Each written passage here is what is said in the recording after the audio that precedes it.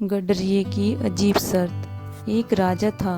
उसने अपने मंत्रियों से सवाल पूछा कि ऐसा कौन सा कुआं है जिसमें गिरने के बाद आदमी बाहर नहीं निकल पाता। इस प्रश्न का उत्तर कोई नहीं दे पाया। आखिर में राजा ने अपने राज पंडित से कहा कि इस प्रश्न का उत्तर एक दिन में बताओ, नहीं तो तुम्हें नगर से बाहर निकाल दिया जाएगा। राज पंडित उस सवाल का जवाब ढूंढने निकला।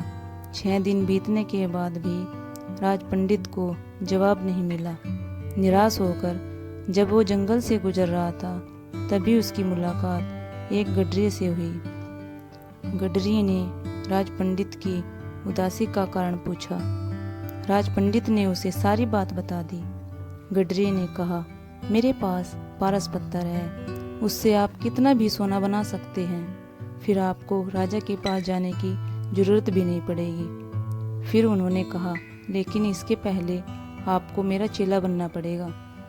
पहले तो राज पंडित ने सोचा कि मैं इस मामूली गडरिये का चेला क्यों बनूं, लेकिन बाद में पारस पत्थर के लालच में राज पंडित ने गडरिये का चेला बनना स्वीकार कर लिया। इसके बाद गडरिया बोला, पहले भेड़ का दूध पियो, फिर मेरे चेले बनो।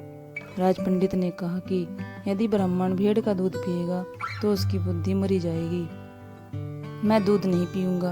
गडरिया बोला, तो जाओ, मैं पारस पत्थर नहीं दूंगा। राज पंडित बोला, ठीक है, मैं दूध पीने के लिए तैयार हूँ। गडरिया बोला, अब तो पहले मैं दूध को झूठा करूँगा, फिर तुम्हें मेरा झूठा किया हुआ दूध पीना पड़ेगा। राज पंडित ने कहा, तू तो हद करता है, ब्राह्मण को झूठा पिलाएगा। गडरिये ने कहा, तो मैं तुझे पारस का पत्थर नहीं दूंगा। राज पंडित बोला, तो फिर मैं तैयार हूँ झूठा दूध पीने के लिए। गडरिया बोला, अब तो सामने जो मरे हुए इंसान की खोपड़ी है उसमें दूध दूंगा, झूठा करूँगा, कुत्ते से चटवाऊंगा, फिर तुम्हें पिलाऊंगा, तब मिलेगा पारस पत्थर, नहीं तो अपना रास्ता नाप लो।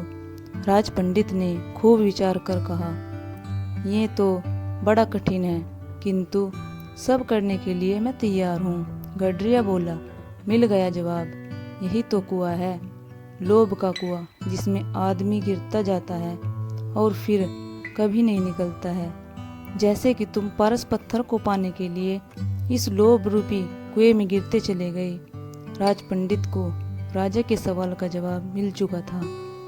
लालच बुरी बला है, ये बात हम बचपन से सुनते आ रहे हैं। कई बार हम लालच में इतने अंधे हो जाते हैं कि अच्छे या बुरे का फर्क ही भूल जाते हैं, यहाँ तक कि अपना स्वाभिमान भी भूल जाते हैं। ऐसे लोग पैसों तो कमा लेते हैं, लेकिन लालच की वजह से कभी संतुष्ट नहीं हो पाते हैं। इसलिए लालच से बचकर रहे।